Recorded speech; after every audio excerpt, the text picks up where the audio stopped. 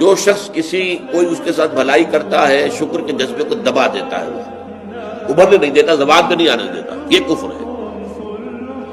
اور شکر کے مقابلے میں کفر کا لفظ آتا ہے، لئن شکرتم لازیدنکم، دیکھو میں نے جو تم پر احسان کیے ہیں، نعمتیں دی ہیں، اگر تم شکر کرو گے تو میں اور دوں گا، وَلَئِن كَفَرْتُمْ إِنَّ عَذَابِي لَشَدِيدٌ، تو پھر میرا عذاب بھی بہت سخت ہے۔ تو یہاں شکر اور کفر ایک دوسرے کے مقابلے میں آئے۔ تو یہاں پر در حقیقت ان لوگوں کا تذکرہ جو ناقدرے ہیں، جنہیں احسانات کا احساس ہی نہیں ہے، جنہیں معلوم نہیں ہے کہ کتنی بڑی دولت ہمیں دی جا رہی ہے، وہ ہے کہ جو اس کا انکار کریں گے، جن کی نیچر پرورٹڈ ہو چکی ہے، جن کی جو فطرت ہے بس ہو چکی ہے۔ یہ ہے در حقیقت وما یجحد بآیاتنا الا الکافرون۔